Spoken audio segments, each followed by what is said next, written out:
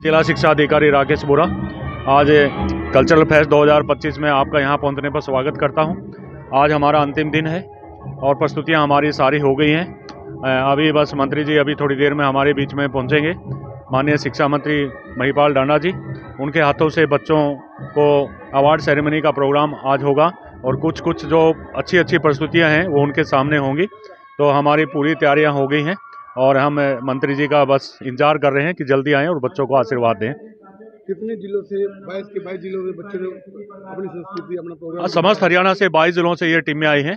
उन्होंने 2 कैटेगरी में बच्चों को 5 से 8 क्लास के जो बच्चे हैं और 9वीं से 12वीं के जो बच्चे हैं, 2 कैटेगरी में हमारे प्रोग्राम हुए हैं।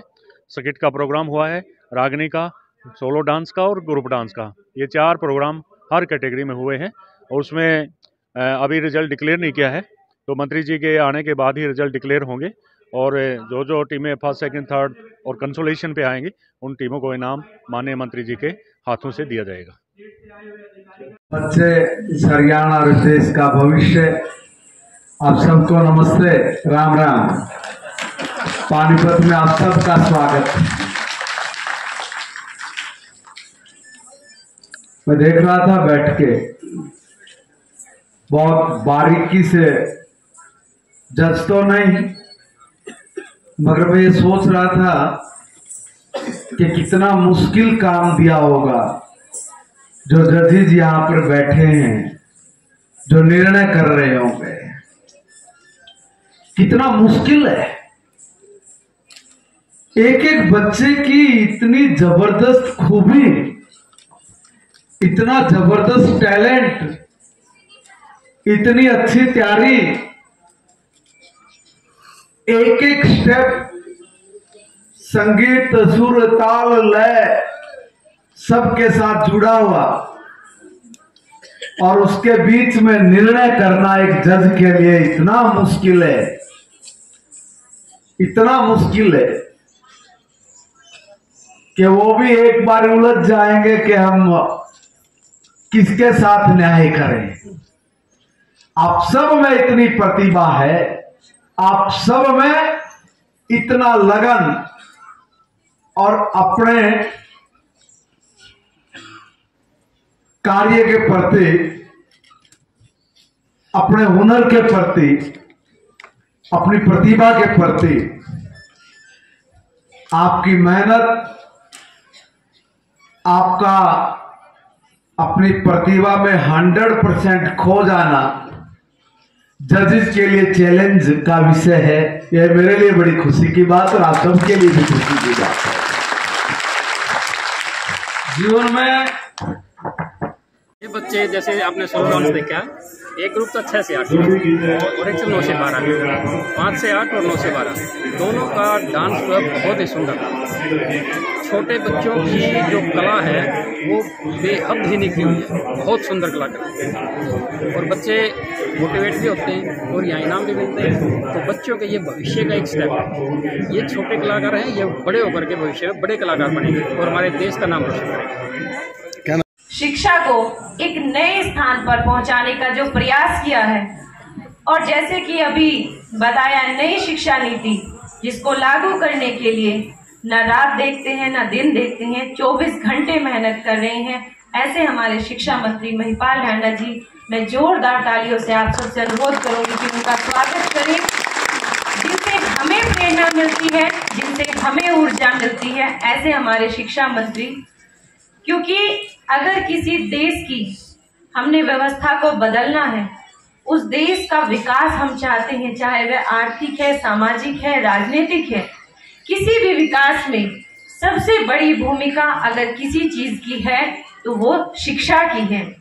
क्योंकि अगर एक देश शिक्षित है तो उसको आगे बढ़ने से कोई नहीं रोक सकता, और उस शिक्षा को आगे बढ़ाने के लिए, उस शिक्षा को एक नया आयाम देने के लिए अगर हमारे पास में महिपाल ढांडा जी जैसे मंत्री हैं तो कोई रोक ही नहीं सकता कि हमारे हरियाणा में नई शिक्षा नीति लागू होगी और वो 100% होगी। क्योंकि जैसा उनका काम वैसा उनका नाम और वैसा उनका प्रयास है।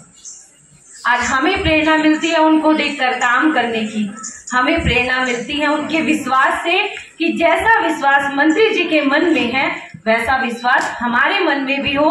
अगर वो कर सकते हैं तो हम भी उनके पद चिन्हों पर चलकर थोड़ा सा कुछ तो अर्जित कर ही सकते हैं। मैं बहुत बहुत धन्यवाद करती हूँ शिक्षा मंत्री जी का, जिनके प्रयासों से आज पानीपत में ये जिला स्तरीय कार्यक्रम और यहाँ पर राज्य स्तरीय कार्यक्रम और यहाँ पर हमारे सभी शिक्षा अधिकारी, सभी आए हुए जो बच्चे हैं जिन्होंने यहाँ पर अपना बहुत ही सुंदर, बहुत ही अच्छा और बहुत ही मन से, कहते हैं कि अपने मन के जो भाव हैं जब वो हमारे मंच पर आकर उतरते हैं तो हमें भी नहीं पता होता कि हम लोग कहाँ बैठे हैं और क्या कर रहे हैं। तो बहुत मन से सभी बच्चों ने अपनी प्रस्तुतियां दी। मैं उन सभी बच्चों के लिए बहुत बहुत शुभकामनाएं देती हूँ कि आप सब लोग अपने जीवन में आगे बढ़ें और जैसे आप लोग हरियाणा का नाम रोशन कर रहे हैं, आगे चलकर आप पूरे देश में हरियाणा का नाम रोशन करें। ऐसे ही सांस्कृतिक कार्यक्रमों में आप नेशनल लेवल पर भी भाग लें और हरियाणा को एक नया विश्वास दिलाएं कि जो सांस्कृतिक कार्यक्रम, जिस संस्कृति को हम बचाने का प्रयास कर रहे हैं, ये सांस्कृतिक कार्यक्रम सिर्फ कार्यक्रम नहीं है, ये आने वाली पीढ़ी के लिए प्रयास है कि हमारे आने वाली पीढ़ी को पता चले कि ये हमारी वेशभूषा थी, ये हमारी भाषा थी, ये हमारी संस्कृति थी। उस संस्कृति को हम अपने भविष्य के लिए बचा कर रखना चाहते हैं, क्योंकि आजकल के हमारे छोटे छोटे बच्चों को पता ही नहीं है कि ये हमारी वेशभूषा है, ये हमारी भाषा है। मैं बहुत अच्छे से वैसे अब हरियाणा की भाषा समझने लगी हूँ। अभी मंत्री जी पूछ ही रहे थे कि क्या आपको हरियाणवी भाषा समझ आती है। मैं बहुत अच्छे से समझने लगी हूँ, लेकिन फिर भी कहीं ना कहीं कोई चीज छूट जाती है। मैं एक छोटी सी बात बताऊंगी कि हमारे घर में, हमारी रसोई में खाना बनाने में जो हमारा सहयोग करती हैं, एक दिन उन्होंने मेरे से कहा, मंत्री जी, कि कोमल आज अड़ंगा लेने वाला नहीं आया। मेरे को समझ नहीं आया, मैं किचन से बाहर आ गई। मैं निकलूं किचन से, वो मेरे पीछे पीछे, मैं उनसे बचने का प्रयास करूं क्योंकि मुझे समझ ही ना आए वो पूछ क्या रहे हैं, उनको क्या जवाब दूं। फिर कहे कि आज तो 10 बज गए, अड़ंगा लेने वाला नहीं आया। अब मुझे समझ ना आए, थोड़ी देर बाद डस्टबिन हाथ में लेकर निकली तो कहती है अब आया अड़ंगा लेने वाला। तब समझ आया कि वो कचरे को बोल रही थी। तो ऐसे शब्द जो हमारे दिल से जुड़े हुए हैं, जो हमारे पूर्वज हैं, उनके वो शब्द आत्मा में बसे हुए हैं, वो भाषा उनकी आत्मा में बसी हुई है।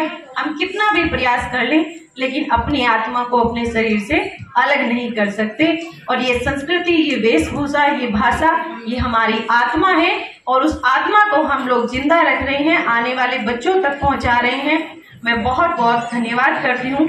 और एक सबसे बड़ा उदाहरण अपनी संस्कृति को बचाने का हमारे सामने है, जिनका मैंने सबसे पहले शुरू में जिक्र किया, हमारे शिक्षा मंत्री जी। आपने कहीं पर भी देखा होगा, कभी मंत्री जी को बोलते हुए देखा, हेलो हाउ आर यू, नहीं बोलते ना, सीधे बोलते राम राम भाई, क्या हाल है। तो ये हमारी संस्कृति है जो हमारे मंत्री जी के द्वारा जिंदा रखी जा रही है। ऐसा ही प्रयास हम सब लोग करेंगे और अपनी सभ्यता और अपनी संस्कृति को अपने बच्चों तक पहुंचाएंगे। हम सब मिलकर अपने हरियाणा को एक नई पहचान देंगे और आज सभी के प्रयासों से हरियाणा को एक नई पहचान मिल भी रही है। हर क्षेत्र में आज हरियाणा आगे बढ़ रहा है, चाहे वह खेल का क्षेत्र है, कोई भी काम ऐसा नहीं जो आज हरियाणा में नहीं हो रहा है। और हरियाणा की बेटियां हर काम में बढ़ चढ़ कर भाग ले रही हैं, तो उन सभी बेटियों के लिए भी मेरी बहुत बहुत शुभकामनाएं। बहुत बहुत धन्यवाद। आज माननीय शिक्षा मंत्री महोदय महिपाल डांडा जी समापन पे आएंगे, पुरस्कार वितरण होगा। जितने भी 22 जिले हमारे पास आए थे, जो 4 विधाएँ थी, उनमें फर्स्ट, सेकंड, थर्ड और एक कंसोलेशन प्राइज, सबको माननीय मंत्री जी के करकमलों से पारितोषिक दिया जाएगा। और बहुत उत्साह के साथ सभी बच्चों ने यहाँ पर हिस्सा लिया। बड़ी अच्छी अच्छी प्रस्तुतियाँ थी, आपने देखी भी होंगी। मतलब एक क्या माने कि मतलब इतनी प्रतिभा, हमारे सरकारी स्कूल के बच्चे थे सारे के सारे, और 22 के 22 जिलों की टीमें एक से एक उम्दा। बल्कि रागिनी में तो जजेज ने मेरे को बताया कि हमें तो बड़ा मुश्किल हुआ फर्स्ट, सेकंड, थर्ड निकालना। एक से एक अच्छे कलाकार यहाँ पे थे। क्या नाम है सर? सुभाष भारद्वाज, जिला मौलिक शिक्षा अधिकारी, district elementary education officer. Sir आज जो है प्रोग्राम तो कल और परसों हो चुके हैं। 11 तारीख से शुरू होगा, 13 को समापन है। जो टीमें इस कल्चरल फेस्ट 2025 में प्रथम, द्वितीय, तृतीय और सांत्वना पुरस्कार जिन्होंने अलग अलग विधाओं में प्राप्त किया है, वो टीमों को आज माननीय मंत्री जी और हमारे एडिशनल डायरेक्टर योगेश कुमार जी, जिला शिक्षा अधिकारी, जिला मौलिक शिक्षा अधिकारी जी और पूरे पानीपत की टीम आज उपस्थित है। बहुत सुंदर आयोजन इसका किया गया है।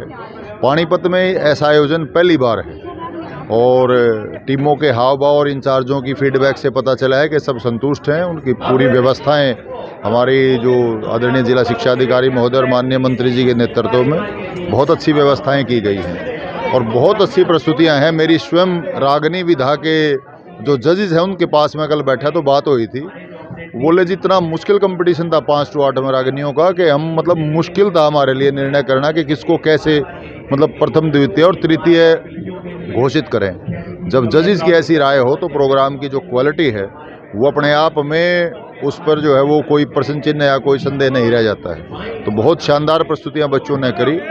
मैं उन सभी जिन बच्चों को इनाम मिले हैं और जिन्होंने सहभागिता करी है, क्योंकि जिला से सिर्फ प्रथम टीम ही इसमें भाग लिया है, तो मैं उन सब के इंचार्जिस को और जिन्होंने उनको तैयार करवाने में बच्चों को अपना महत्वपूर्ण योगदान दिया है, बच्चों को मोटिवेट किया है, उन सबको बहुत बहुत बधाई देता हूं। और पानीपत की जो पूरी टीम है, आयोजन जो समिति है, उन्होंने भी बहुत अच्छे इंतजाम करके बच्चों की प्रतिभा सब तक पहुंचे। बहुत सारे दर्शक के तौर पर भी बच्चे हमारे बीच उपस्थित हैं, जैसा कि अभी आप देख पा रहे हैं कुछ स्कूलों के बच्चे अब दर्शक के तौर पर भी उपस्थित हैं। और अभी माननीय मंत्री जी के सामने भी जो प्रस्तुतियाँ हैं, जो श्रेष्ठ प्रस्तुतियां हैं, वो अभी यहाँ कुछ टीमों का चयन किया गया है, वो प्रस्तुतियां होनी हैं। तो जैसा कि आप देख रहे हैं बहुत सुंदर आयोजन है और आप लोगों ने इस प्रोग्राम को कवर किया राज्य स्तरीय कल्चरल फेस्ट 2025 को, तो आप भी इस बधाई के पात्र हैं। आप मीडिया के माध्यम से ऐसा जो आयोजन है जन जन तक पहुँचेगा, आप भी बहुत बहुत बधाई के पात्र हैं। Thank you.